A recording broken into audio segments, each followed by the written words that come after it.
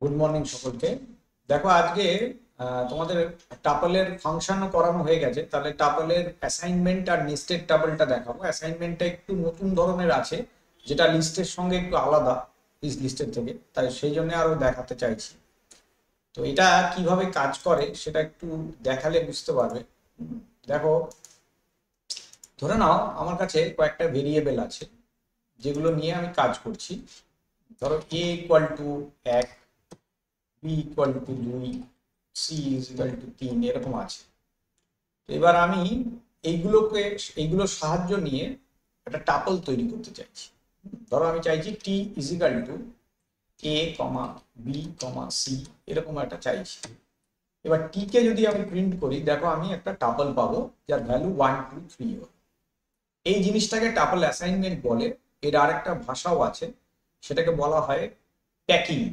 কেন প্যাকিং বলা হয়? কারণ কতগুলো ভেরিয়েবল ছিল, যে ভেরিয়েবলের ভ্যালুগুলো আমরা চেঞ্জ করতাম, তো এগুলো আমরা প্যাক করলাম একসঙ্গে, প্যাক করে একটা টাপলের মধ্যে ইনসার্ট করে দিলাম।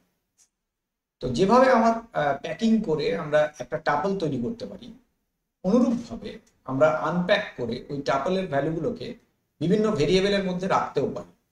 যেমন ধরো x, y, z কি, এটা যদি লিখি তাহলে x এর ভ্যালু হবে 1, y এর ভ্যালু হবে 2, আর z এর ভ্যালু হবে 3। এইভাবে টাপলকে আনপ্যাকও করা যায়। এখানে কিন্তু শুধু যে ইন্টিজার ভ্যালু রাখা যাবে বা ক্যারেক্টার ভ্যালু রাখা যাবে এরকম কোনো ব্যাপার নেই, আমরা সব রকম ভ্যালু মিক্সচার রাখতে পারি। এটা পাইথনের একটা বৈশিষ্ট্য, যে ধরো আমি PQR করছি, p=, একটা স্ট্রিং ভ্যালু নিচ্ছি ABCD, আচ্ছা, q=2 নিলাম, r=7.56 এরকম নিলাম। এবার এইগুলো দিয়ে আমি একটা টাপল বানাতে চাইছি, তাহলে t2=p/q/r এইটা আমি বানাতে চাইছি। সেক্ষেত্রে যে টাপলটা তৈরি হবে, খেয়াল করো, সেই টাপলের ভ্যালুটা হচ্ছে মিক্সড ভ্যালু। একই রকম ভাবে এটাকেও যদি আমরা আনপ্যাক করি, তাহলে এটাও আমি 3টে ভেরিয়েবলে রাখলে 3 রকম ভেরিয়েবলে 3 রকম মান পাবো। ঠিক আছে, এই হচ্ছে টাপলের অ্যাসাইনমেন্ট। আর এছাড়া আগের ক্লাসে আমি দেখিয়েছি টাপল ফাংশন দিয়ে আমরা স্ট্রিং থেকে বা লিস্ট থেকে টাপল তৈরি করতে পারি। সেটাও এক ধরনের টাপল অ্যাসাইনমেন্টই বলা যায়। সেটা ডেসক্রিপশনে পেয়ে যাবে, বিগত ক্লাসে এটা করিয়েছি। আর নেস্টেড টাপলটা তো লিস্টের মতনই আছে। যেমন ধরো টি বলে আমি একটা টাপল তৈরি করছি, এই টাপলটার ভেতরেই ধরো আমি আরো একটা টাপলকে অ্যাড করে দিলাম। এটাতে অসুবিধে নেই, কারণ এটা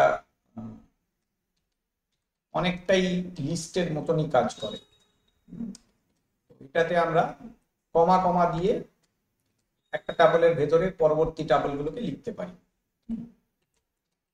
10, 11, 12। তার মানে এমন নয় যে টাপলের সাইজটা সমান হতে পারে, আলাদা আলাদা সাইজ হলেও চলবে। এবার এখান থেকে যদি আমি t0 করি, তাহলে প্রথম টাপলটাকে দেখতে পাবো, সরি t0 না, tt হবে। তাহলে প্রথম টাপলটাকে দেখতে পাবো।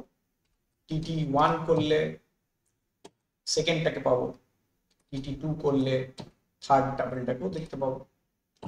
আবার যদি আমরা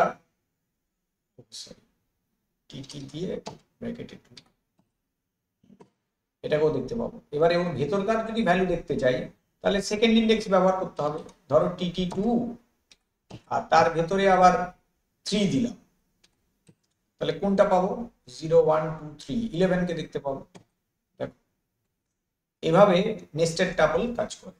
ঠিক আছে, তাহলে টাপল অ্যাসাইনমেন্ট জিনিসটা শিখলে প্যাকিং এবং আনপ্যাকিং এবং নেস্টেড টাপল কিভাবে কাজ করে সেটাও শিখলে।